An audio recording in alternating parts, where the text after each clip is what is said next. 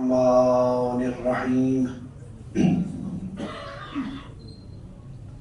الحمد للہ رب العالمین الصلاة والسلام علی النبی الأمی القرشی الابتحی المکی المدنی العربی السراج المضی والکوكب الدری صاحب الوقار والسکینہ المدفون بأرض المدینہ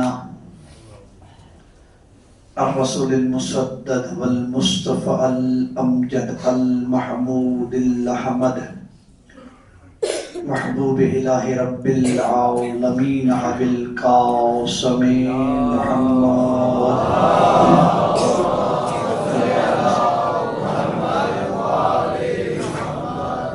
أما بعد فقد قال الله تبارك وتعالى في كلامه المجيد ومتقن في كتابه الحميد أصدق الصادقين وقوله الحق بسم الله الرحمن الرحيم في بيوت أذن الله أن ترفع ويذكر فيها اسمه ويسبح له فيها بالغدو والآصال فقال رسول الله صلى الله عليه وآله وسلم الفاطمة بضعة مني صلوات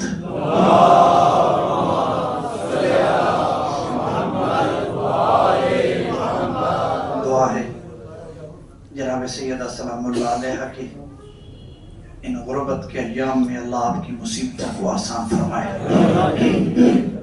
صلوات یہ فرمائیے گا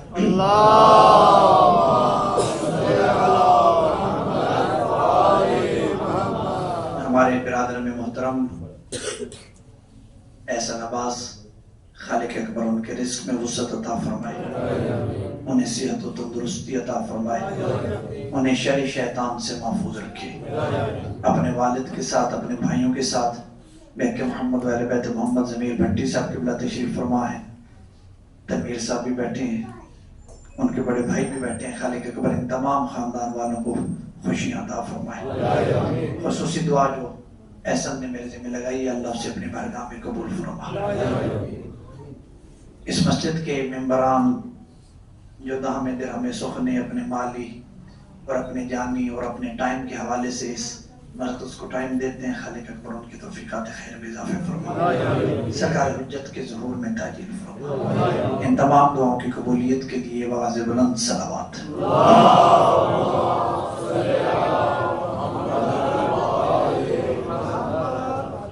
آمادہ ہیں گفتگو کا آغاز کیا جائے ابھی میں نے بنگش کے اندر مغربین کے بعد مقدمہ فتح پیش کیا ہے مختصر سے انداز میں تو وہ انشاءاللہ میں پھر کبھی یہاں سے بیان کروں گا کیونکہ ابھی میں پڑھ کے آیا ہوں پہلے تو ارادہ یہی تھا کہ وہی میں یہاں بھی پڑھوں کیونکہ ابھی بہت سے چہرے مجھے ایسے نظر آ رہے ہیں جو وہاں بھی تھے اور ابھی یہاں بھی تشریف فرما ہے تو پھر میں یہ چاہتا ہوں کہ وہ جو تشریف لایا تو ان کے لیے ایک نیا موضوع پڑھوں اجازت ہے نا اور وہ بھی جناب سیدہ کے حوالے سے ہی ہے میں جتنی دیر گفتگو کروں گا میری یہ گفتگو تسبیح فاطمہ پہ ہوگی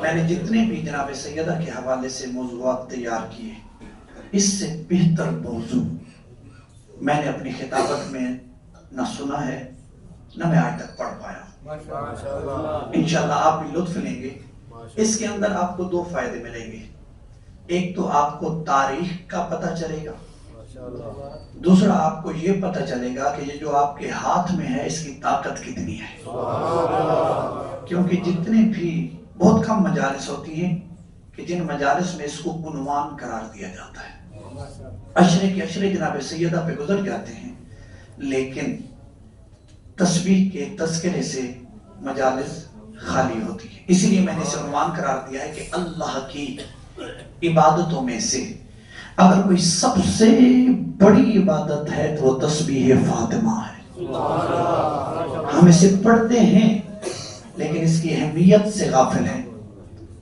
اس کے فضائل سے غافل ہیں، اس کے طریقے سے غافل ہیں۔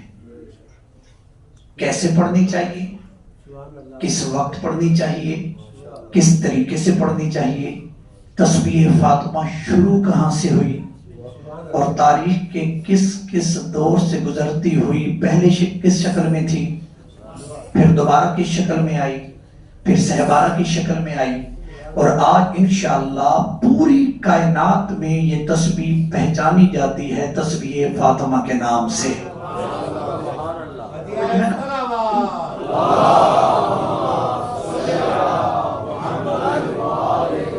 یہ تو میں نے موضوع کا آپ سے کروایا تعارف، موضوع پسند ہے آپ کو؟ شروع کروں، توجہ رکھیے گا۔ ارشاد رب العزت ہے سورہ نور آیا مبارکہ نمبر 36۔ ایک پیغام دے لوں، مجلس کے شروع میں ہی دے لوں۔ عزیزان محترم، ہمارے ہاں کتنی مجالس ہوتی ہیں، ایام سیدہ کی مجالس، ایام محرم کی مجالس، پھر تیسرے کی، پھر پانچویں کی، پھر 10ویں کی، پھر سوئم کی، پھر 40ویں کی۔ یعنی اس کا مطلب ہے کہ پورا سال تسلسل کے ساتھ ہمارے ہاں مجالس ہوتی ہیں۔ اگر ہم ان مجلسوں سے کچھ بھی نہ لے کے جائیں، پھر سنیے، اگر ہم ان مجلسوں سے کچھ بھی نہ لے کے جائیں، صرف ایک آیت جو مولانا سرنامہ کلام میں پڑھتا ہے وہ ہی یاد کر لی جائے تو شیعہ قوم کا بچہ بچہ حافظ ہو جائے۔ بات پہنچی؟ یعنی جو بھی مولانا آتے ہیں وہ کوئی آیت تو پڑھیں گے نا، اگر آپ اسی آیت کو ہی یاد کر لیں اور پوری مجلس بھول جائیں تو آپ دیکھیے کہ آپ سال میں کتنی آیتوں کے حافظ ہو جائیں گے۔ لیکن کیا کیا جائے، ہم متوجہ ہی نہیں ہوتے۔ ہم کیا متوجہ ہوں، جو پڑھنے والا آتا ہے وہ ہی اتنی تیزی سے آیت پڑھتا ہے کہ اس کے ذہن میں بھی یہ ہوتا ہے بس آیت پڑھ کے مجلس شروع کرنی ہے، باقی تو باتیں وہی کرنی ہے جو میری مرضی ہوگی۔ آپ کو میرا خیال میری بات نہیں پہنچی، یعنی اپنی مرضی کے مطابق وہ کیا کرے گا، باتیں کرے گا۔ آیت پڑھ کے مجلس شروع کر دی، پھر پتہ ہی نہیں کہ کون سی پڑھی ہے، اور ہو سکتا ہے کہ جو پڑھنے والا ہے آیت اسے آیت کا ترجمہ خود ہی نہ آتا ہو، پھر وہ آپ تک کیا پہنچائے گا۔ توجہ ہے نا؟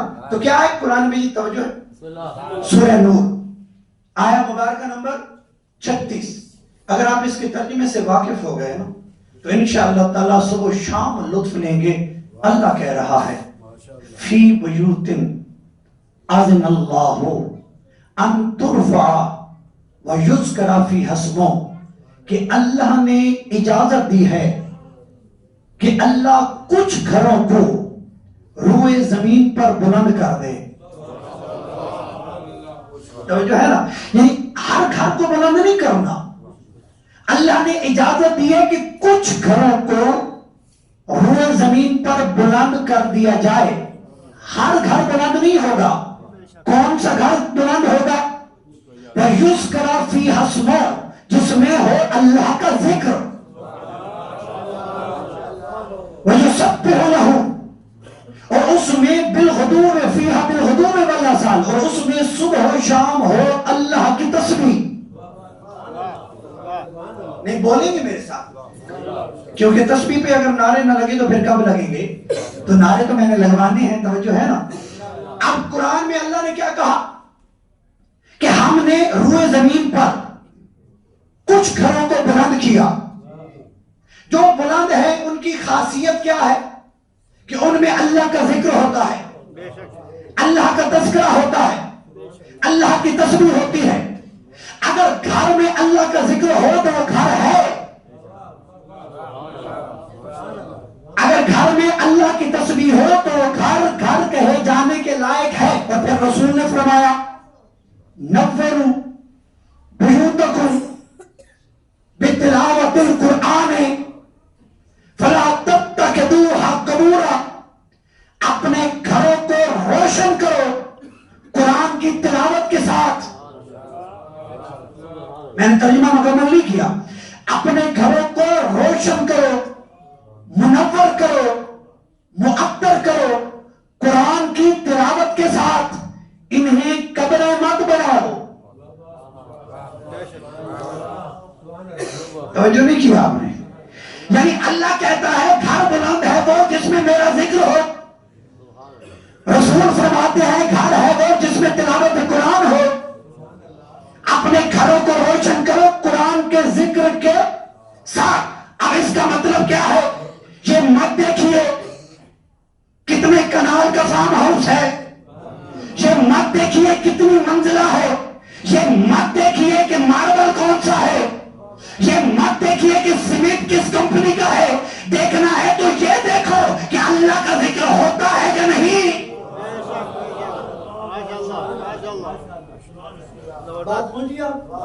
یعنی اگر اللہ کا ذکر ہو، میں ایک جملہ کہوں، چلے جائیے مکہ، وہاں پہ بیت اللہ کی بلڈنگ کتنی ہے؟ ایک منزلہ، کعبہ ایک منزلہ ہے نا، اور ارد گرد سینکڑوں منزلہ بلڈنگ، بلکہ کوئی ابو قبیس کے اوپر تو ایک بادشاہ کا شہزادے کا محل ہے، اس کے اوپر گنبد بھی ہے۔ اگر دور سے دیکھیں تو آپ کو پتہ چلے گا کہ یہ بھی کعبے کا حصہ ہے، اس میں ماربل بھی اعلیٰ، ٹائلیں بھی بہترین، دنیا کے بہترین انجینئر۔ میں نے لوگوں سے کہا اس کی طرح منہ کر کے نماز پڑھو، نہیں پہنچی میری بات آپ تک۔ اس کی طرح منہ کر کے نماز پڑھو، اس میں تو لائٹنگ بھی اعلیٰ ہے، بلڈنگ بھی اعلیٰ ہے، مٹیریل بھی اعلیٰ ہے، رقبہ بھی بہت ہے۔ یہ تم صرف ایک منزلہ کعبے کی طرف دیکھ کے منہ کر کے نماز کیوں پڑھتے ہو، جبکہ اس کے اندر تو بہترین پتھر بھی نہیں لگا ہوا۔ تو مجھے لوگوں نے بتایا اگر بادشاہ کے محل میں علی آتا تب ادھر سجدہ کرتے، علی محل میں نہیں آیا، علی اللہ کے گھر میں آیا۔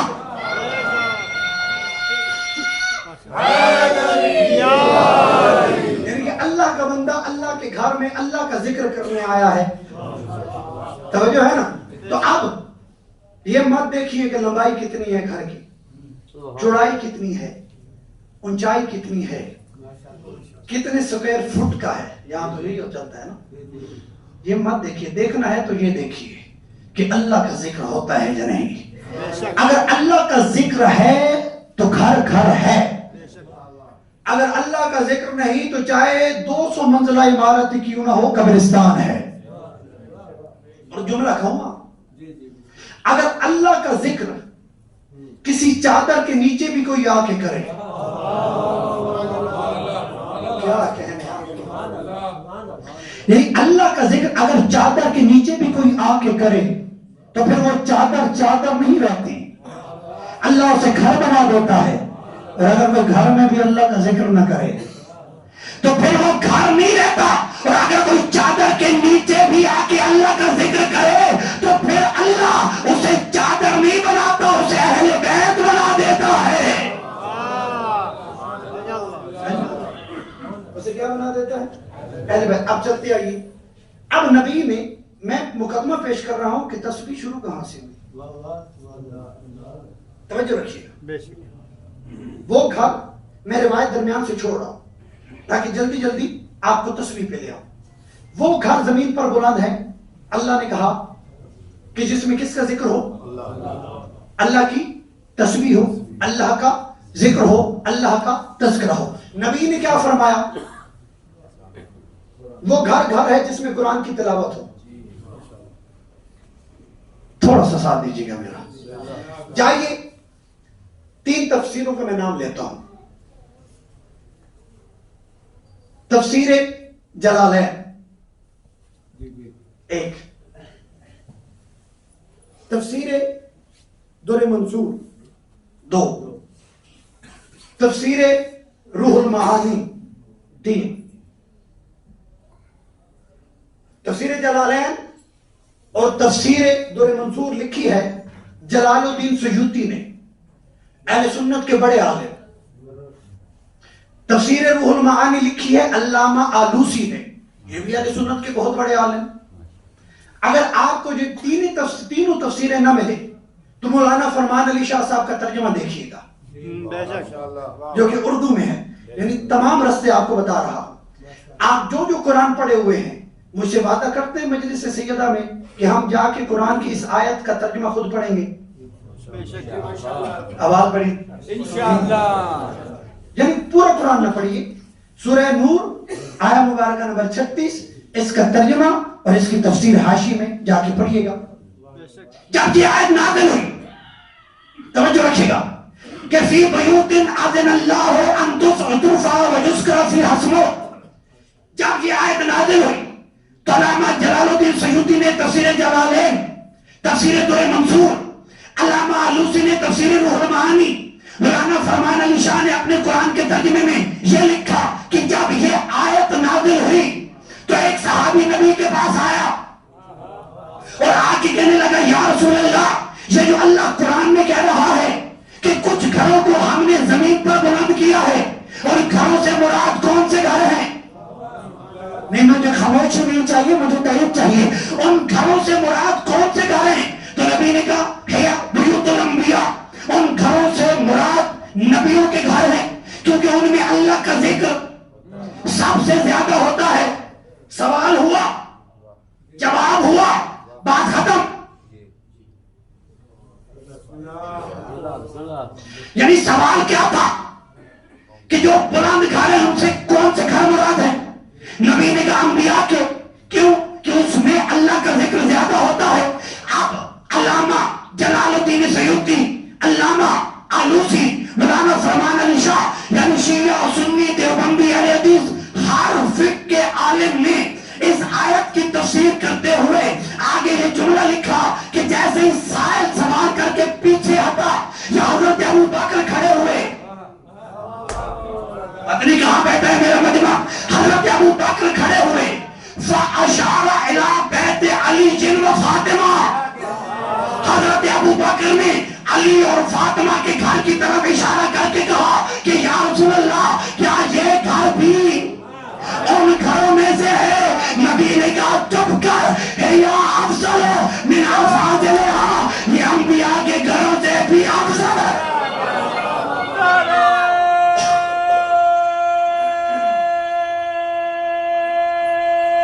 السلام علیکم۔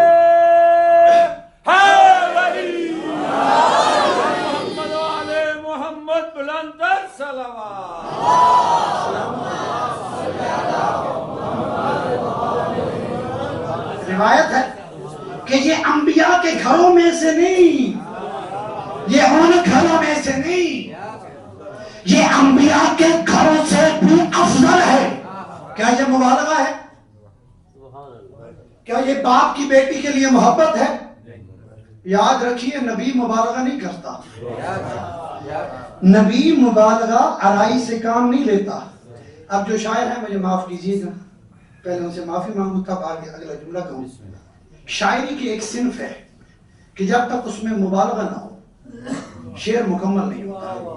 بڑے سے بڑا شاعر بھی جب تک کالے محبوب کو چاند ثابت نہ کر دے، اجڑے چمن کو باغ نہ بنا دے، جاہل کو عالم نہ بنا دے، تب تک اس کا شعر مکمل ہی نہیں ہوتا۔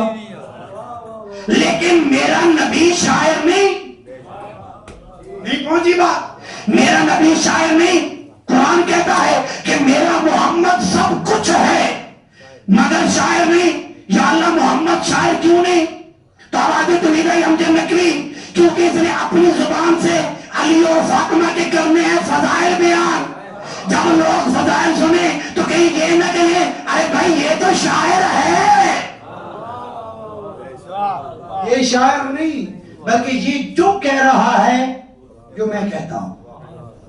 توجہ رکھیے گا، اب جملہ کہوں، یہاں تک آپ پہنچ گئے کہ یہ جو گھر ہے، اچھا کمال کیا اللہ کی حکمت ہے کہ خلیفہ اول کو اپنی بیٹی کے دروازے کی عزت نبی اپنی زندگی میں بتا کے جا رہے ہیں کہ یہ گھر انبیاء کے گھروں سے بھی افضل ہے۔ میرے جانے کے بعد اس دروازے کا خیال رکھنا۔ چلتے آئیے آگے، انبیاء کے گھر، تین باتیں ہو گئی نا کہ روئے زمین پر وہ گھر بلند ہے جن میں اللہ کا ذکر ہو، کیونکہ اللہ کا ذکر انبیاء کے گھر میں زیادہ ہوتا ہے۔ جملہ سنیے گا، اس لیے انبیاء کے گھر افضل ہے۔ اور فاطمہ کا گھر، تیسرا جملہ، انبیاء کے گھروں سے بھی افضل ہے۔ پہلا جملہ وہ گھر بلند جس میں اللہ کا ذکر ہو. دوسرا جملہ نبیوں کے گھر بلند کیونکہ اس میں سب سے زیادہ اللہ کا تذکرہ ہوتا ہے. تیسرا جملہ فاطمہ کا گھر ان گھروں سے بھی بلند. تو پھر ماننا پڑے گا آدم سے لے کے خاتم تک جتنا ذکر اللہ کا نبیوں کے گھر میں ہوا ہے اس سے بھی زیادہ اللہ کا تذکرہ اکیلی فاطمہ کے گھر میں.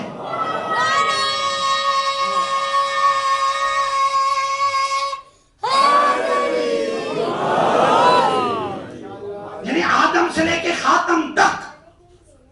میں آگے دلیل دینے جا رہا ہوں. جتنا تذکرہ اللہ کا انبیاء کے گھروں میں ہوا ہے اس سے بھی زیادہ اللہ کا ذکر.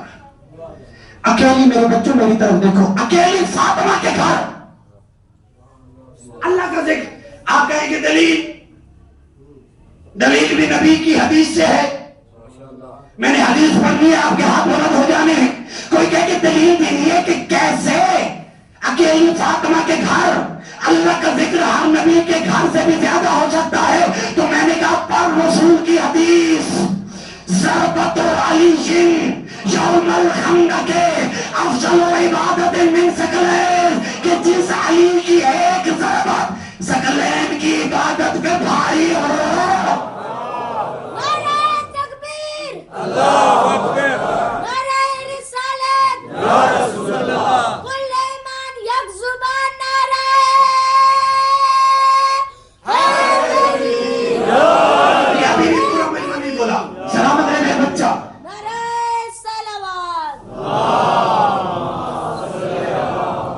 کیا ہے ضربت علی یوم الخندق افضل من عبادت الثقلین, جس فاطمہ کے گھر میں ایک علی جیسا ہو. نہیں, میں نے عقیدت میں جملہ نہیں کہا, جملہ تو میں نے ابھی کہنا ہے. یعنی کہ فاطمہ کا گھر پہلی دلیل اس لیے افضل ہے ہر نبی کے گھر سے, کیونکہ فاطمہ کے گھر میں ہر نبی کے گھر سے بھی زیادہ. مجھے ایک بندے کی تئی چاہیے, اللہ کا ذکر ہوتا ہے. یہ پہلی دلیل. دوسری دلیل یہ ہے کہ انبیاء کے گھروں میں جہاں مومن رہتے ہیں وہاں بہکے ہوئے بھی ہیں. چپ کر گئے. یعنی دوسری دلیل یہ ہے کہ فاطمہ کا گھر انبیاء کے گھروں سے افضل اس لیے ہے کہ انبیاء کے گھروں میں جہاں مومن رہتے ہیں وہی بہتے ہوئے بھی ہیں. بات اب بھی نہیں پہنچی, کہیں بیوی بہ گئی, کہیں بیٹا بہ گیا, ابھی جملہ نہیں پہنچا. آدم کے گھر دیکھیے, ظالم بھی ہے, مظلوم بھی, قاتل بھی ہے, مقتول بھی. میں کوئی جملہ کہہ رہا ہوں اور آپ کی توجہ ہی نہیں ہو رہی. یعنی ہم نے آدم کے گھر دیکھا, ہمیں مومن بھی ملے. میں پھر جملہ بدلوں, ہم نے آدم کے گھر دیکھا, ہمیں اچھے بھی ملے, ہمیں برے بھی ملے. ہم نے نوح کے گھر دیکھا, ہمیں اچھے بھی ملے, ہمیں برے بھی ملے. ہم نے موسیٰ اور عیسیٰ کے گھر دیکھا, ہمیں اچھے بھی ملے, ہمیں برے بھی ملے. حد یہ ہے کہ ہم نے محمد کے گھر دیکھا, ہمیں اچھے بھی ملے, ہمیں برے بھی ملے, ہمیں ظالم بھی ملے, ہمیں مظلوم بھی ملے, ہمیں قاتل بھی ملے, ہمیں مقتول بھی ملے, ہمیں رضی اللہ بھی ملے, ہمیں لعنت اللہ بھی ملے. لیکن کائنات میں اکیلا گھر فاطمہ کا ہے جس سے جو بھی ملا جنت کا سردار.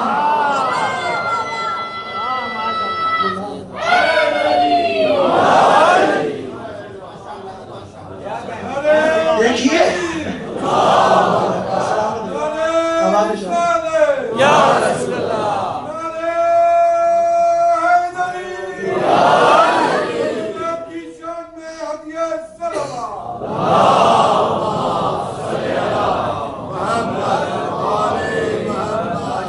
آج میں سلامت رہے.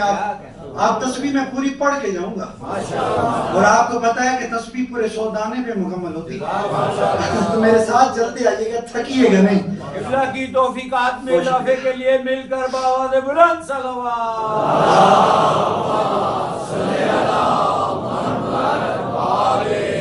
میں نے کوئی جملہ غلط کہا بتائیے. دیکھ لیجئے, اکیلی فاطمہ ہے, کہ جس کے گھر میں جو ملا وہی ملا جنت کا سردار. بابا ہے تو جنت کا سردار, شوہر ہے تو جنت کا سردار, بیٹے ہیں تو جنت کے سردار, خود ہے ایسی. اچھا اب چلیے, اب یہ تو طے ہو گیا نا کہ وہ گھر افضل ہیں جن میں اللہ کا ذکر ہو, اور ان گھروں میں سے افضل ہے نبی کی گھر, اور انبیاء میں سے بھی سب سے افضل کیا ہے؟ علی کا گھر, فاطمہ کا گھر. یہ بات پہنچ گئی. اب آگے چلیے, 2 منٹ سانس لے لیجیے, میں بھی لے لوں آپ بھی لے لیں. گھر میں سب سے پہلے کیا آتا ہے؟ کیا کہنے یہ چپ ہو تو کوئی نہیں, بولو نا سارے بولو. گھر میں سب سے پہلے کیا آتا ہے؟ دروازہ. جائیے, اہل سنت کی سینکڑوں کتابوں میں یہ حدیث ہے, کانا یمر ببیت فاطمہ 6 اشہر او 9 اشہر, کہ 6 مہینے یا 9 مہینے, 6 مہینے یا 9 مہینے مسلسل ہر صبح کی نماز کے بعد نبی ایک دروازے پہ آ کے کہتے تھے السلام علیکم یا اہل بیت النبوہ. توجہ ہے نا. اب یہاں پہ جملہ کہوں, ہمارے پاس دولت آ جائے, ہمارے پاس پیسے آ جائے تو ہم تو سلام کرتے ہی نہیں. ہر ایک کی خواہش ہوتی ہے کہ دوسرا مجھے کرے. ارے بھائی وہ نہیں کر رہا تو آپ کر لیجیے, ایسی ہے نا. اب مجھے بتائیے, فاطمہ بڑی ہیں یا چھوٹی؟ حسنین بڑے ہیں یا چھوٹے؟ نبی سے چھوٹی نا, نبی سے فاطمہ بڑی ہیں یا چھوٹی؟ حسنین بڑے ہیں یا چھوٹے؟ لیکن سلام کس نے کیا؟ نبی نے. نبی نے سلام کر کے بتایا جو بڑا ہوتا ہے وہی کرتا ہے. عظمت سیدہ بی بی پاک فاطمہ الزہرا سلام اللہ علیہا مل کر بآواز بلند صلوات.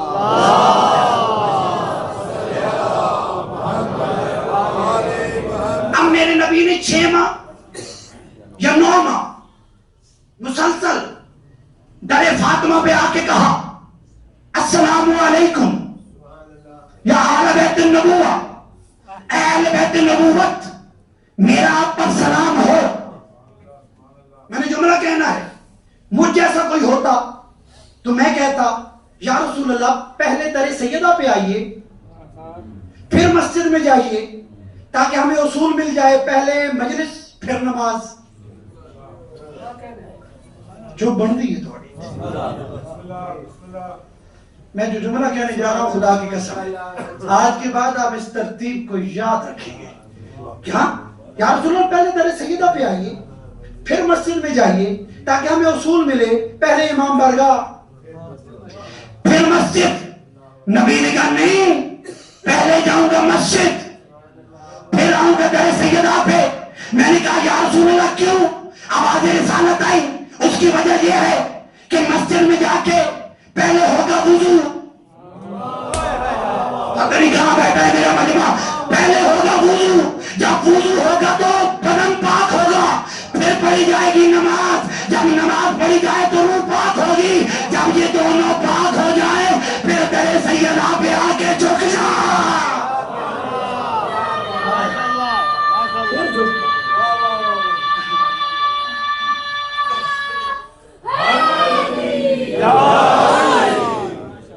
پہلے وضو کر کے بدن پاک کر, پھر نماز پڑھ کے روح پاک کر. جب بدن اور روح دونوں پاک ہو جائیں پھر آ جا در سیدہ پہ. میں کچھ آپ کو بتانا چاہتا ہوں, کچھ غیر محسوس انداز سے سمجھانا بھی چاہتا ہوں تاکہ آج اس مجلس میں آپ یہ عہد کر کے اٹھیں کہ جب بھی مجلس میں آئے وضو کر کے آئے. ایسے نہیں بستر سے اٹھے نہ ہاتھ دھویا نہ منہ دھویا اور مجلس میں آگے در سیدہ پہ آنے کے کچھ آداب بھی تو ہوتے ہیں نا. ہاں جی, در سیدہ پہ جھکنے کا ادب بھی تو ہے نا. اور پھر ایک جملہ میں کہہ دوں, ہمارے ہاں یہ بھی کہا جاتا ہے یا ایام سیدہ شروع ہو گئے ہیں یا ایام محرم شروع ہو گئے ہیں تو ہم اپنے بزرگوں کے لیے فاتحہ نہیں پڑھیں گے. کہا جاتا ہے, جملہ سنیے گا, عمل بھی ہوتا ہے اس پہ. اور جو یہ کرتا ہے اسے کہتے ہیں بڑا مولوی ملائی. ارے بابا یہ کون سی ملائیت ہے؟ سورہ فاتحہ میں پڑھا کیا جاتا ہے؟ درود، الحمد، کل شریف میسج ہے اگر آپ وصول کریں تو قبلہ۔ الحمد میں کیا پڑھا جاتا ہے؟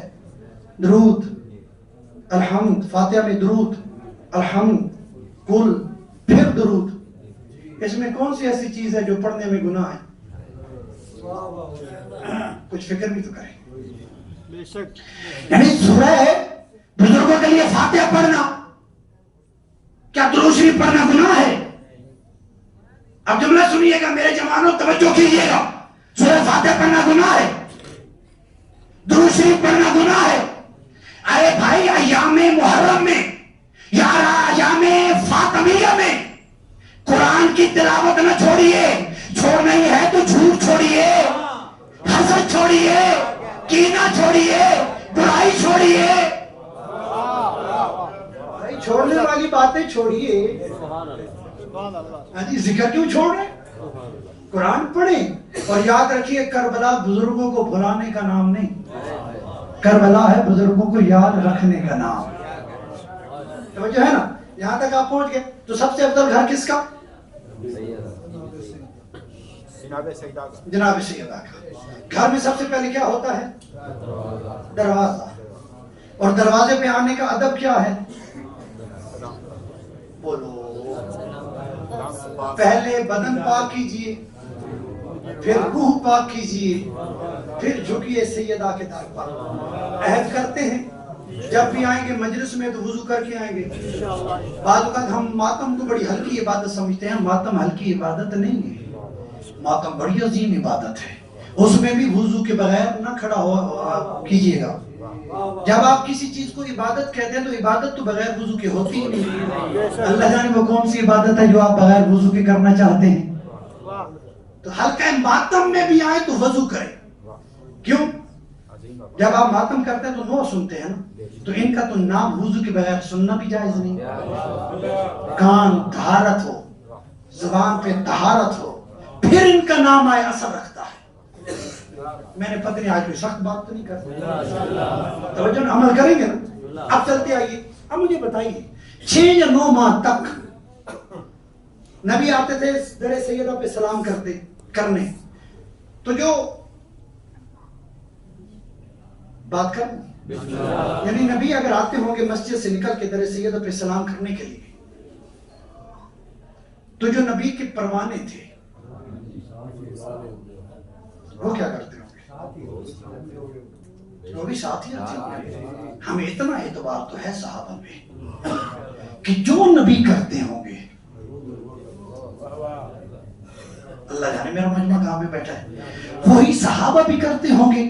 تو اس کا مطلب ہے کہ اگر در سیدہ پہ نبی آتے ہوں گے تو صحابہ بھی آتے ہوں گے، اگر نبی سلام کرتے ہوں گے تو صحابہ بھی کرتے ہوں گے۔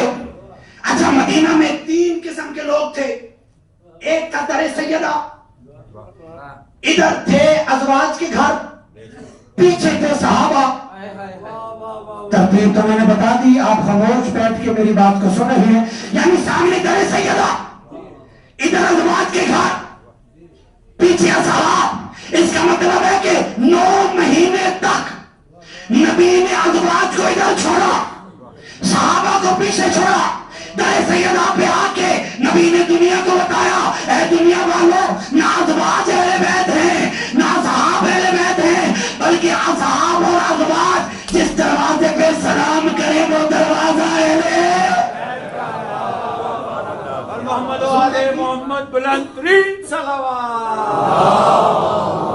صلی اللہ محمد و آل محمد۔ کھا تو نہیں گیا میرا مجمع، ابھی تو بڑی منزل باقی ہے، ابھی تو میں آپ کو تسبیح کے قریب لا رہا ہوں۔ توجہ ہے نا؟ 9 مہینے تک نبی ایک عمل کرے اور مسلمانوں کو پتہ ہی نہ ہو یہ کون سے مسلمان ہے بھائی، یہ پھر کس نبی کے پیچھے تھے؟ بتائے نا، یعنی کہ کوئی ایسا نبی تھا ان کا جو در سیدہ پہ نہ آتا ہو؟ جو نبی ہے آخری وہ تو آتے تھے اور یہ بھی ساتھ آتے تھے، لیکن پھر بھی تعظیم بھولے چلے۔ آگے چلتے ہیں، اور پھر نبی نے جناب سیدہ کو عزت کیسے عطا کی؟ اذا دخلت فاطمہ، کہ جب بھی فاطمہ آتی تھی فقام رسول اللہ، رسول تعظیم کے لیے اٹھ جاتے تھے۔ جب سے مراد کیا ہے؟ اگر دن میں 100 مرتبہ بھی آتی، نبی 100 مرتبہ اپنی جگہ سے اٹھتے تھے، صرف اٹھتے نہیں تھے، فقبلہا، سیدہ کو بوسہ دیتے تھے، وَأَجْلَسَهَا بِمَجْلِسِهِ، اور اپنی جگہ پہ اپنی بیٹی کو بٹھا دیتے تھے۔ یہ کوئی چھوٹی بات نہیں، اپنی جگہ پہ کسی کو بٹھانا، اپنی کرسی پہ کسی کو بٹھانا، یہ بہت بڑی بات ہے۔ ام حبیبہ، نبی کی زوجہ، ابو سفیان کی بیٹی، حاکم شام کی بہن، یزید کی پھوپھی، ہجرت حبشہ میں ان کے شوہر یا تو مرتد ہو گئے یا مارے گئے، یہ رہ گئی اکیلی۔ انہوں نے خط لکھا، یا رسول اللہ میرا شوہر یا تو قتل ہو گیا، روایات ہیں، یا مرتد ہو گیا، اب میں ہوں اکیلی، میں کیا کروں؟ نبی نے کہا تو مدینے واپس آ جا۔ ام حبیبہ مدینے واپس آ گئی، کلمہ پڑھ لیا تھا، مومنہ ہو گئی تھی، نبی نے کر لی شادی ام حبیبہ سے، ابو سفیان کی بیٹی، حاکم شام کی بہن، یزید کی دادی، یزید کی پھوپھی، توجہ ہے نا۔ اب رسول نے کی ام حبیبہ سے شادی۔ ایک دن باپ کو شوق پیدا ہوا بیٹی سے ملنے کا، اللہ جانے میرے مجمع کہاں پہ بیٹا ہے، باپ ملنے آیا مدینے، بیٹی کو گھر میں داخل ہوا، مسند رسول بچھی ہوئی تھی، باپ نے ارادہ کیا کہ اس پہ بیٹھوں، بیٹی دوڑی، مسند رسول کو لپیٹا اور جملہ کہا، تاریخ طبری کا یہ جملہ ہے، فَكَيْفَ أَجْعَلُ الرِّجْسَ عَلَى فِرَاشٍ طَاهِرٍ، میں کسی ناپاک کو پاکیزہ جگہ پہ بیٹھنے کی اجازت۔ اس کا مطلب یہ ہوا کہ ام حبیبہ نے 1400 سال پہلے فتویٰ دے دیا کہ نبی کی جگہ پہ وہی آئے گا جو نبی جیسا پاک۔ خوشنودی محمد مصطفیٰ مل کر بآواز بلند صلوات۔ محمد مصطفیٰ کی خوشنودی ہے، مل کر بآواز بلند صلوات۔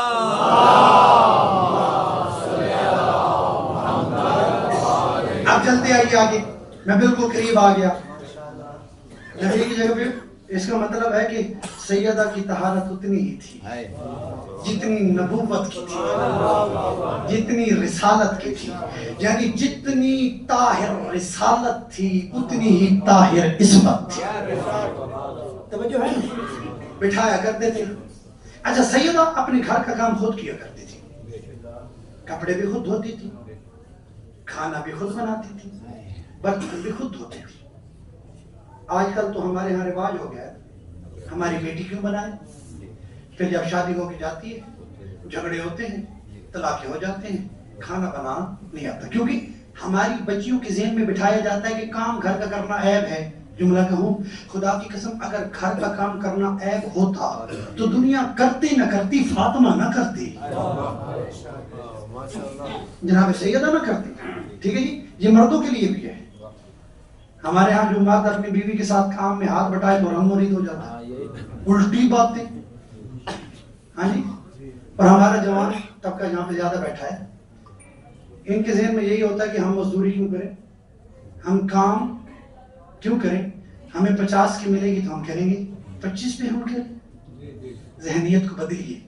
آپ کے مولا نے یہودی کے باغ میں مزدوری دی ہے، علی پانی دیتے تھے یہودی کے باغ کے درختوں کو، کیا علی اپنی ٹھوکر سے چشمے نہیں نکال سکتے تھے؟ نکال سکتے تھے، لیکن نہیں نکالے۔ کیوں؟ تاکہ علی اپنے شیعوں کو بتائے کہ اگر کام کرنے میں تمہیں شرم آئے نا تو مجھے دیکھ لینا۔ کیوں کہ بھیک مانگنا عیب ہے، مزدوری عیب نہیں ہے۔ تو گھر کا کام کون کرتی تھی؟ ایک پیغام تو میں نے آپ تک پہنچا دیا، ٹھیک ہے؟ گھر کا کام کون کرتی تھی؟ جناب سیدہ۔ ایک مرتبہ یہ ہوا کہ جناب علی نے آ کے جناب سیدہ کو بتایا، بس 10ویں کے قریب آ گیا، بلکہ 10ویں شروع۔ ایک مرتبہ بہت سے اسیر رسول خدا کے پاس آئے۔ 2 روایتیں ہیں 10ویں کے بارے میں دونوں پڑھوں گا، آپ نے یہاں تک سنی، وہاں تک میں آپ تک پہنچانے کی کوشش کروں گا. تو اسیر آئے رسول کے پاس, علی مولا کو علم ہوا, مولا گھر آئے اور آ کے کہنے لگے اے فاطمہ گھر کا سارا کام آپ خود کرتی ہیں تو آپ تھک جاتی ہیں, تو آج کچھ اسیر آئے ہیں رسول کے پاس, آپ ان اسیروں میں سے ایک خادمہ اپنے لیے اپنے بابا سے مانگ لیں. یہ مولا نے بتایا. جناب سیدہ اپنے گھر سے اٹھی, نبی کے گھر تشریف لے گئے, دیکھا کہ چند صحابہ آئے ہوئے ہیں اور نبی صحابہ کے ساتھ دین کی باتیں کر رہے ہیں. کچھ دیر انتظار کیا, کچھ دیر کے بعد اٹھ کے واپس آ گئے. جب نبی فارغ ہوئے تو علم ہوا کہ میری بیٹی مجھے ملنے آئی تھی. نبی سے رہا نہ گیا, نبی فاطمہ کے گھر آئے اور فاطمہ کے گھر آنے کے بعد کہا اے بیٹی تو میرے گھر آئی تھی, خیریت تھی؟ دیکھیے شرم و حیا کی پیک کر. جیسے ہی رسول نے کہا خیریت تھی, آپ کس لیے میرے گھر آئی, کوئی کام تھا؟ سیدہ بولی نہیں. نبی نے پھر پوچھا, سیدہ پھر خاموش رہی. جب تیسری مرتبہ نبی نے پوچھا نا, اب علی بولے. مولا علی نے کہا شوہر ہو تو ایسا. توجہ ہے نا, یہاں پہ یہ بھی سنتے آئیے نا ساتھ ساتھ کہ شوہر کیسا ہونا چاہیے, زوجہ کیسی ہونی چاہیے. جیسی تیسری مرتبہ نبی نے کہا میری بیٹی کیوں آئی تھی, تو علی نے کہا یا رسول اللہ یہ خود نہیں گئی تھی, میں نے انہیں بھیجا تھا, کیونکہ یا رسول اللہ یہ کرتی ہیں گھر کا کام اور تھک جاتی ہیں. میں نے کہا کہ آج ایک خادمہ کا آپ سے سوال کر لیں. بس اتنا سننا تھا جو نبی کھڑے ہوئے سیدہ کو سینے سے لگایا اور لگا کے کہا اے فاطمہ کیا تجھے ایسی چیز نہ دوں جو دنیا کے خزانوں سے, دنیا کے سونے چاندی سے, دنیا کی دولتوں سے بھی بڑی ہو.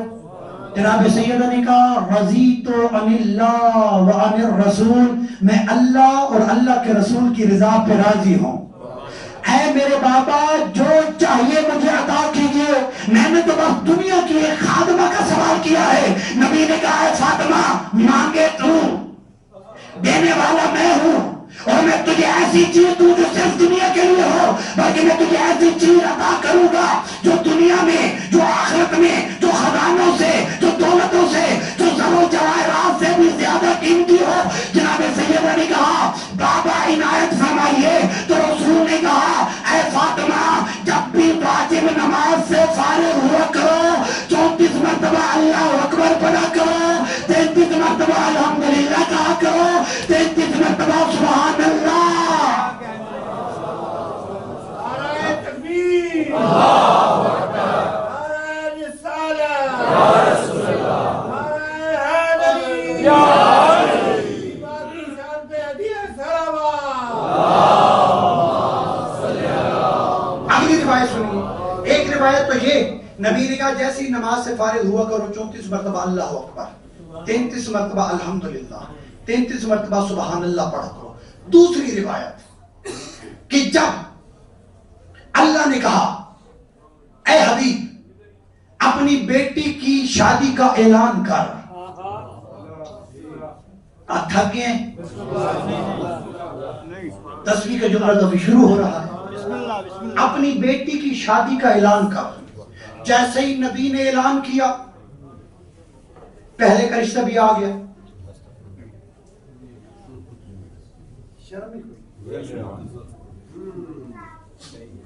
میری گالا جی نہیں اپنی دوسرے کا بھی آ گیا, تیسرے کا بھی آ گیا, عبد الرحمن ابن عوف کا بھی آ گیا. یہ عبد الرحمن ابن عوف کون ہے جو شورا میں بھی تھا چھٹا, یہ بڑا امیر تھا, اس کی 1000 کنیزیں, 1000 غلام, 1000 اونٹ, یعنی اس دور کی 1000 مرسیڈیز, 1000 گھوڑے, زمینیں, جائیدادیں, جاگیریں, بڑا کچھ تھا اس کا. یہ بھی آیا نبی کے پاس اور آ کے کہنے لگا, جملہ سنیے گا, یا رسول اللہ اگر آپ اپنی بیٹی کی شادی مجھ سے کر دیں تو میں اپنے گھر سے لے کے آپ کے گھر تک سونے کے اونٹوں کی قطار لگا دوں گا, بس آپ شادی مجھ سے کر دیں.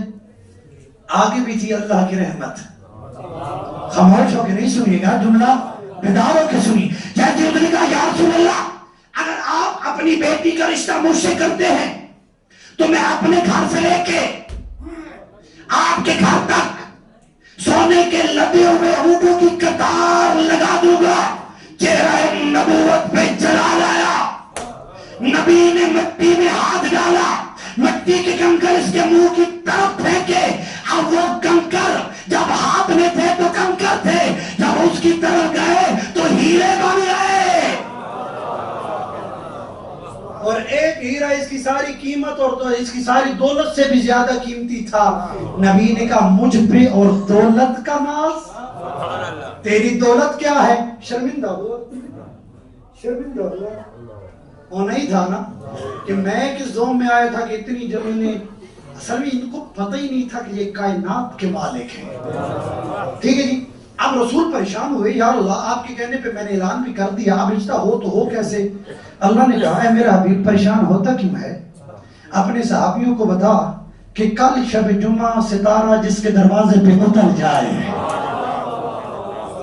اللہ جانے جو خاموش ہیں وہ کیوں خاموش ہیں، کل جس کی دہلیز پہ ستارہ اترے فاطمہ کا رشتہ اس کے ساتھ ہوگا۔ اگلے دن شب جمعہ آئی، صحابہ بان جان گئے، سینے خانہ سجا لیے کہ ہمارے در پہ آئے گا۔ ادھر جناب سیدہ بھی سینے خانہ میں ہے کہ دیکھیں کہ ستارہ کرتا کیا ہے۔ خدا کی قسم ہے ادھر سے ستارہ ٹوٹا۔ چلتے آئیے نا میرے ساتھ۔ اب جناب سیدہ بھی دیکھ رہی ہے، پورا مدینہ بھی دیکھ رہا ہے کہ ستارہ کس کی دہلیز پہ اترے گا۔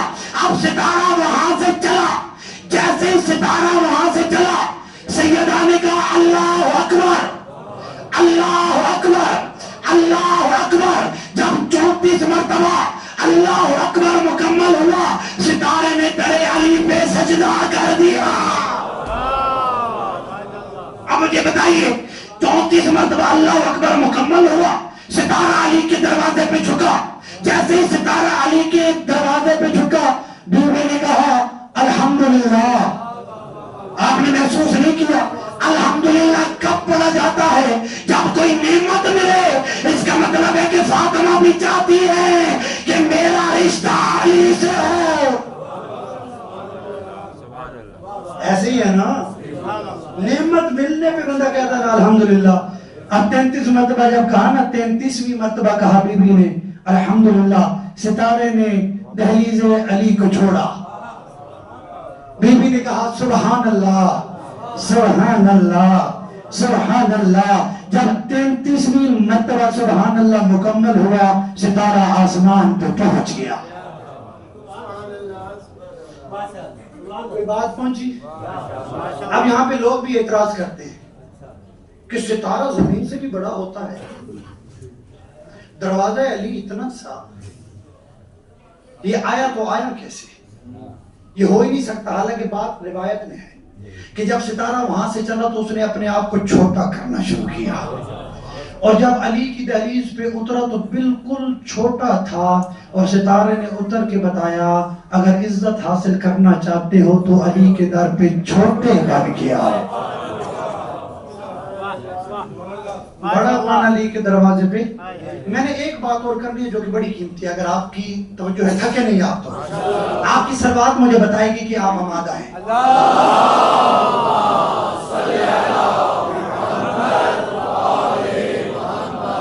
سارے دیگر بآواز بلند صلوات۔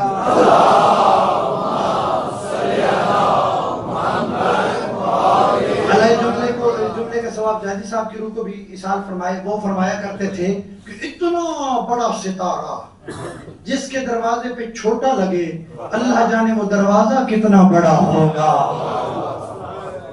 توجہ ہے، وہ دروازہ کتنا بڑا۔ اچھا اب تعلیم فرمائی جناب سیدہ نے، کیا کیا؟ میں بات درمیان کی باتیں چھوڑ رہا ہوں تاکہ بات بہت لمبی نہ ہو جائے۔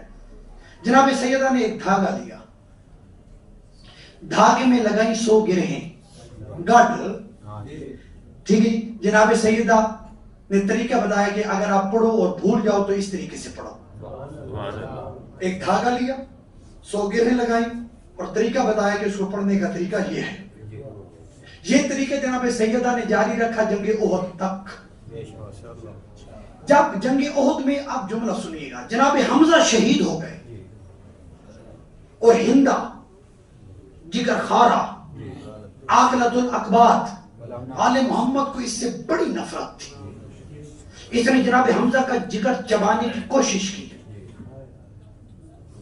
خدا کی قسم جناب حمزہ کو وہ عزت عطا کی نا جناب سیدہ نے، یعنی اس نے جگر چبا کے جناب حمزہ کی توہین کرنا شروع کی، اور جناب سیدہ نے جناب حمزہ کو عزت عطا کی. وہ عزت کیا کہ جس جگہ پر جناب حمزہ کے بدن کا خون گرا تھا، بی بی نے وہ مٹی اٹھا کے اس کے دانے بنائے اور تسبیح میں پرو دیے. یعنی جناب حمزہ کی قبر کی مٹی کو جناب سیدہ، یہ خاک شفا کی جو تسبیح آپ پڑھتے ہیں یہ کہاں سے چلی، اور خاک شفا کے اوپر تسبیح پڑھنے کا فائدہ کیا ہے وہ بھی آگے چل کے میں آپ کو بتاؤں گا.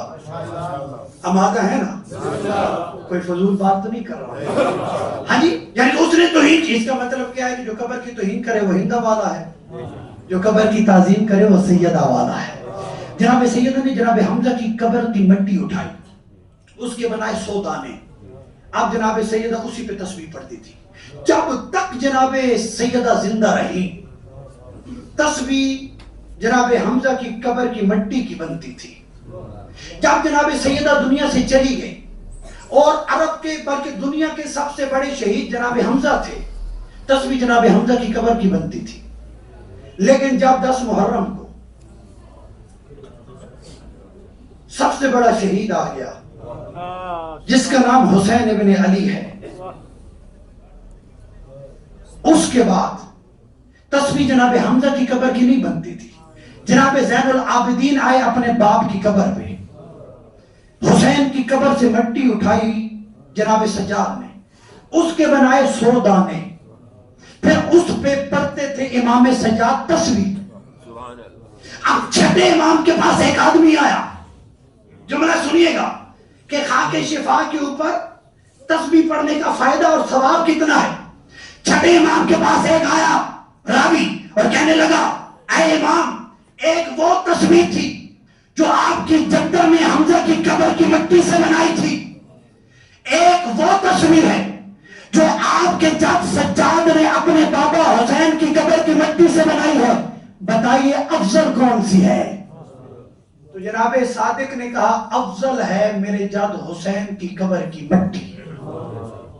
انہوں نے کہا وجہ سنیے گا، انہوں نے کہا وجہ، امام نے کہا وجہ یہ ہے کہ حمزہ کی قبر کی مٹی سے بنی ہوئی تسبیح جب تک آپ ذکر کرتے رہیں ذکر ہے، جب آپ خاموش ہو جائیں تو ذکر بھی خاموش.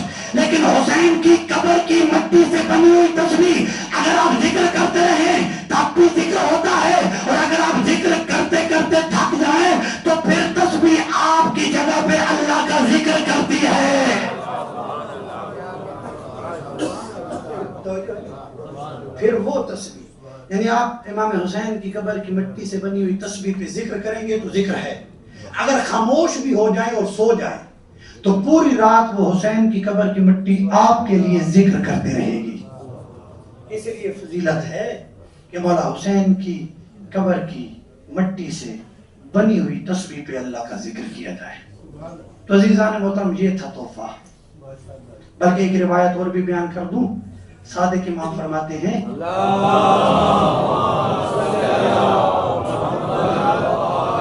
کہ اگر کوئی شخص 1000 رکعت نماز پڑھے تسبیح فاطمہ کے بغیر، اگر کوئی شخص 1000 رکعت نماز پڑھے اور تسبیح فاطمہ نہ پڑھے، اور اگر کوئی شخص 2 رکعت نماز پڑھے اور تسبیح فاطمہ پڑھے تو اس کی 2 رکعت اس کی 1000 سے افضل ہے. اہمیت کے ساتھ پڑھا کیجیے. تسبیح فاطمہ کو آپ نے کبھی توجہ کی؟ تسبیح فاطمہ میں جناب فاطمہ کا تو نام ہی کوئی نہیں. اللہ اکبر، سبحان اللہ، الحمدللہ، جناب فاطمہ کا نام ہے تو تسبیح خدا ہونی چاہیے تھی نا. تسبیح فاطمہ کیوں ہے؟ تو یقینی بات یہی ہے کہ اللہ کہے گا فاطمہ کی وجہ سے میں اللہ اکبر ہوں، فاطمہ کی وجہ سے میں الحمدللہ ہوں، فاطمہ کی وجہ سے میں سبحان ہوں. اس نے میرا ذکر نہیں مرنے دیا. میں اس کے ذکر کو زندہ رکھوں. اور پھر تسبیح کی ترتیب دیکھیے، بس میں مصائب کی طرف آ رہا ہوں. شروع بھی اللہ سے ہوتی ہے، ختم بھی اللہ پہ ہوتی ہے. اللہ اکبر، الحمدللہ. یعنی تسبیح شروع بھی اللہ کے نام سے، ختم بھی اللہ کے نام سے. اس کا مطلب یہ ہے کہ تسبیح بھی آپ کو روزانہ بتاتی ہے کہ آپ آئے بھی اللہ کی طرف سے ہیں، آپ نے جانا بھی اللہ کی طرف ہے. بہت زیادہ مطالب تھے جو میں نے ٹائم کی وجہ سے چھوڑ دیے. بس عزیزان محترم، ایک رات باقی ہے، اس کے بعد حسنین یتیم ہو جائیں گے.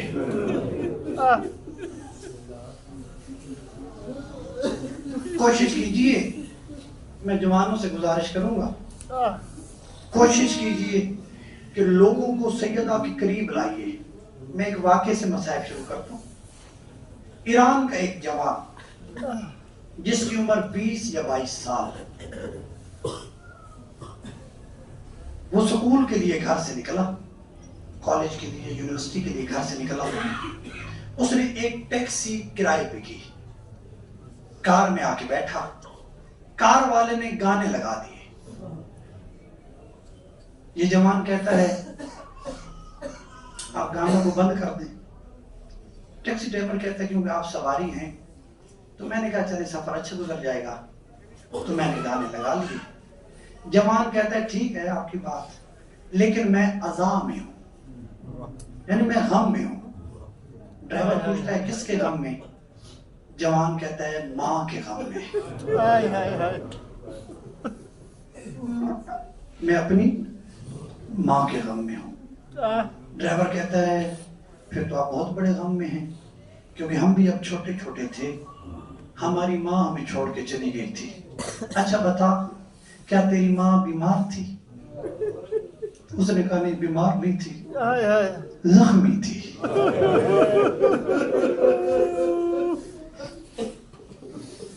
بیمار نہیں تھی، زخمی تھی. ڈرائیور کہتا ہے کیوں کوئی ایکسیڈنٹ ہوا تھا؟ اس نے کہا نہیں ایکسیڈنٹ نہیں ہوا تھا. پھر کیا ہوا؟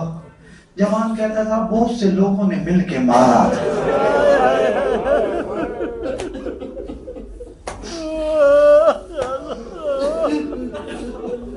اجرکم اللہ. جملہ ہو گیا مسائل کا، بہت سے لوگوں نے مل کے مارا تھا. اس سے بڑا غصہ ہے، اس نے کہا بڑے کم وقت تھے کہ جو عورت پہ ہاتھ اٹھاتے ہیں. اچھا بتا تیری ماں کی عمر کتنی تھی؟ تو رو کے کہتا ہے 18 سال.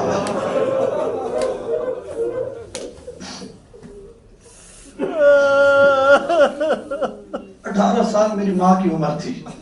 ڈرائیور کو غصہ آ گیا، کہنے لگا تو خود 20-22 سال کا ہے، تو مجھ سے مذاق کرتا ہے کہ تیری ماں 18 سال کی اور ابھی مری ہے.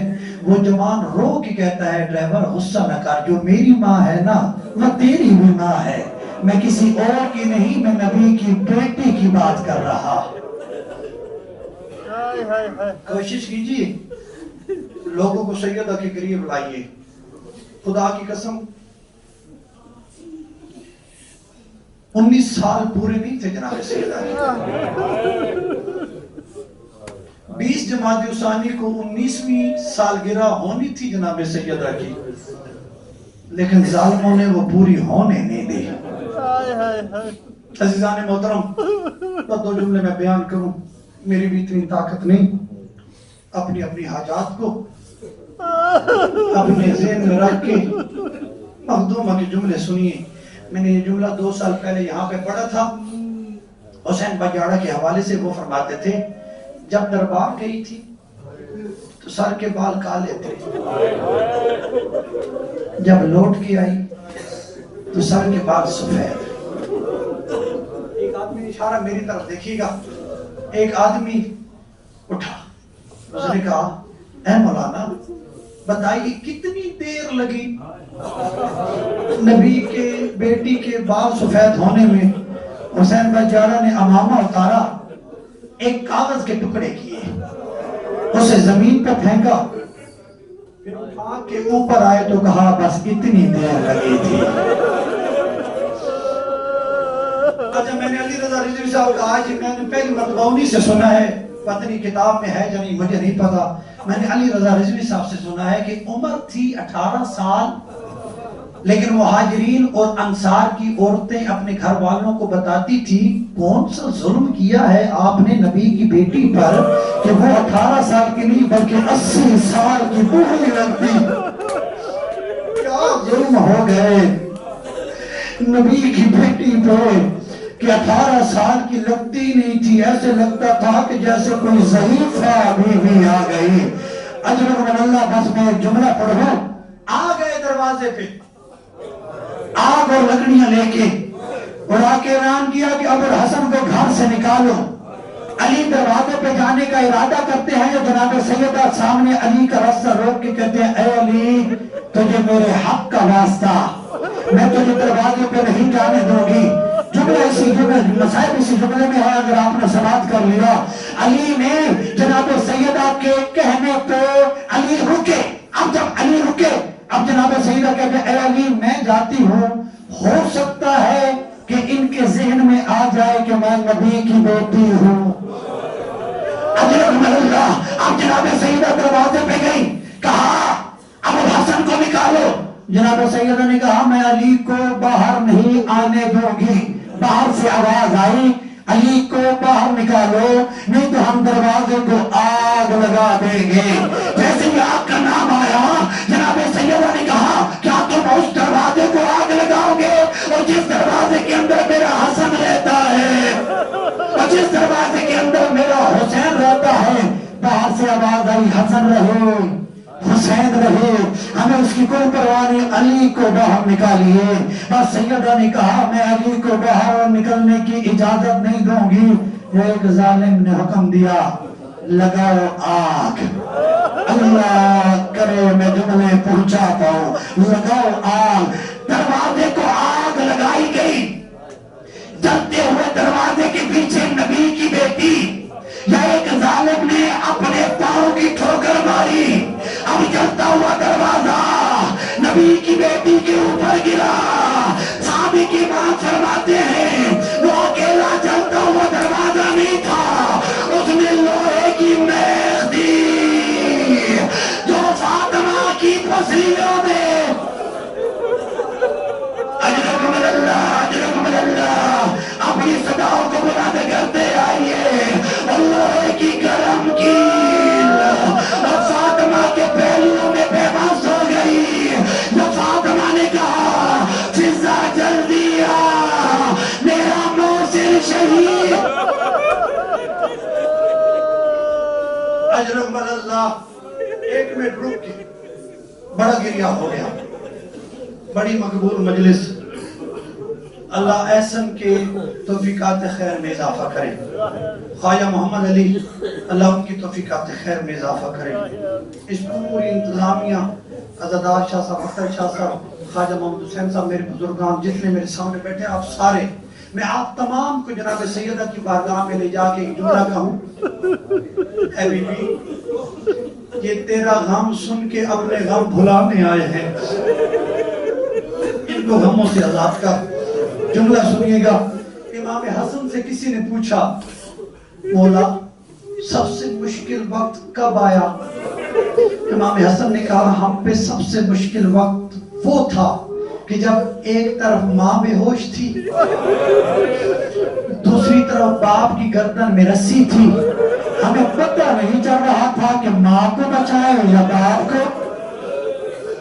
اجرکم اللہ. داخل ہوئے, میں نے پڑھ دیا, آپ نے سن لیا. صرف داخل نہیں ہوئے, نبی کی بیٹی پس گئی. اجرکم اللہ. نبی کی بیٹی دروازے کے نیچے آ کے پس گئی. ابھی بے ہوشی تھی. یا کچھ دیر کے بعد جب فاطمہ کو ہوش آیا نا, کیا دیکھا کہ علی کی گردن میں رسی ہے. مسلمان علی کو گھسیٹ کے باہر لے جانے کی کوشش کر رہے ہیں. سیدہ کو اپنا درد بھولا. اجرکم اللہ. اللہ جانے کتنا خراج پیش کیا ہے علی کی ولایت کو بچانے کے لیے میری مخدومہ نے. جناب سیدہ کو اپنا درد بھولا.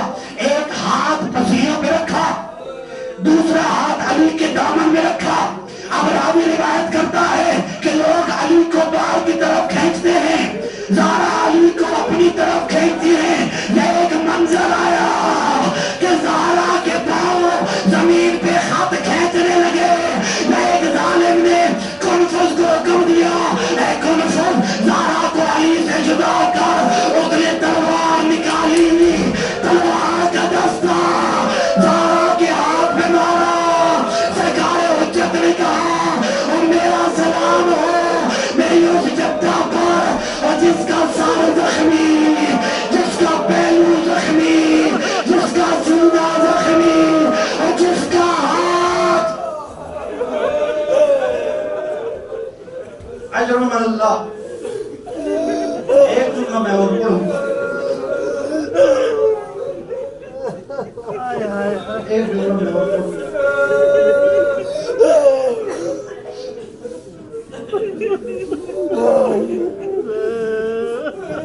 ایک منٹ محسوس کیجئے گا کہ یہ روایت کو قبلہ نذیر حیدر کنی صاحب، میں نے ان سے یہ روایت سنی، نیٹ پہ بھی پڑھی ہے. وہ کہتے ہیں کہ ایران کے اندر ایام سیدہ میں ایک خطیب جناب سیدہ کے مسائل پڑھا. زور میں نے نہیں لگانا، جملہ میں نے آہستہ پڑھنا ہے، محسوس آپ نہیں کرنا ہے. اور اس نے کہا کہ میرا سلام ہو نبی کی اس بیٹی پر جو نبی کے جانے کے بعد اپنی دونوں آنکھوں سے آنسو بہاتی تھی.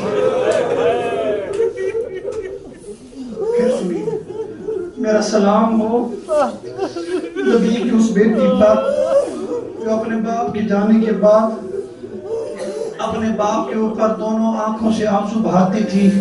ایک مجتہد کھڑے ہوئے، انہوں نے کہا غلط نہ پڑھ.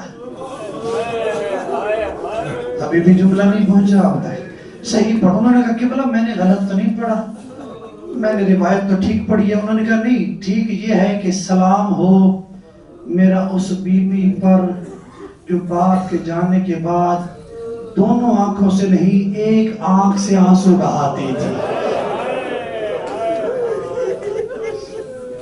نہیں پہنچی بات؟ یعنی دروازے کے نیچے صرف پسلیاں نہیں ٹوٹی، سیدہ کی آنکھ بھی ضائع ہو گئی. اجرکم اللہ. اتنی زخمی بی بی، سر زخمی، سینہ زخمی، پہلو زخمی، ہاتھ زخمی، آنکھ زخمی. یا زخمی بی بی نے اپنی زخمی ہونے والی بیٹی کو بلایا. 5 سال کی ہیں جناب زینب. عجیب قسمت ہے دونوں ماں بیٹی کی. جب خدیجہ دنیا سے گئی تو جناب فاطمہ کی عمر بھی 5 سال. جب فاطمہ دنیا سے گئی تو جناب زینب کی عمر بھی 5 سال. آخری روایت ہے، جملہ سنیے گا. کہا اے میری بیٹی میں ایک رات کی مہمان ہوں، اس کے بعد میری ملاقات تم سے قیامت کے دن ہوگی. اے میری بیٹی ذرا وہ سامنے صندوق پڑا ہے اٹھا کے لے آ. جناب زینب نے اپنے ہاتھوں سے صندوق اٹھایا، قریب لایا. جناب زہرا نے کہا زینب صندوق کھول. جناب زینب نے صندوق کھولا. جناب زہرا نے کہا زینب صندوق میں ہاتھ ڈال. جناب زینب نے صندوق میں ہاتھ ڈالا. جب ہاتھ نکالا تو سفید رنگ کا ایک کفن نکلا. جب سفید رنگ کا کفن نکلا نا تو جناب زینب نے کہا اماں مجلس ختم ہو گئی ہے، میں دعا کے جملے کے لیے جملہ پڑھ رہا ہوں. مجلس مکمل ہو گئی. اپنی دعاؤں کو اپنی جھولیوں کو پھیلا کے بیٹھی در سیدہ کے اوپر. توجہ ہے نا. کہا کیا؟ کفن کا ایک ٹکڑا نکلا سفید. کہا اماں کیا کرنا ہے؟ کہا پرسوں میں دنیا سے چلی جاؤں گی، اپنے بابا کو یہ کفن دے دینا، کیونکہ مجھے میرا بابا یہ کفن دے کے گیا تھا، یہ جنت کا کفن ہے. علی کو کہنا کہ یہ کفن مجھے پہنا دے. اے بیٹی ذرا پھر صندوق میں ہاتھ ڈال.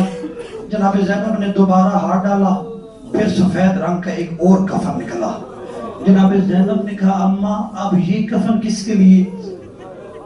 جناب زہرا نے کہا اے فاطمہ اے زینب جب 19 رمضان کو علی کے سر پہ ضرب لگے گی اور 21 رمضان کو تو یتیم ہو جائے گی تو یہ کفن اپنے بھائی حسن کو دے دینا کہ وہ اپنے بابا علی کو کفن پہنائے. اے بیٹی پھر ہاتھ مار. اب جو تیسری مرتبہ ہاتھ مارا نا، اللہ کرے میں جملہ پڑھ لوں اور آپ سمجھ جائیں، بس اسی پہ مجلس تمام ہو جائے گی. جب تیسری مرتبہ ہاتھ ڈالا نا پھر کفن کا ایک ٹکڑا نکلا. کہا اماں اب یہ کس لیے؟ کہا جب 28 صفر کو تیرے بھائی حسن کے 72 ٹکڑے کلیجے کے نکل کے باہر آئے تو اپنے بھائی حسین کو یہ کفن دے دینا کہ وہ اپنے بھائی حسن کو یہ کفن پہنائے. اب جب یہ کفن کی باری آئی، اب جناب زینب خاموش، ماتم کرنا نہیں آتا. جناب زینب निकालूंगी, लेकिन जनाब ज़हरा न बोली। अब बहन थी ना, बहन का कलेजा फटा, जनाब ज़ैनब से रहा न गया।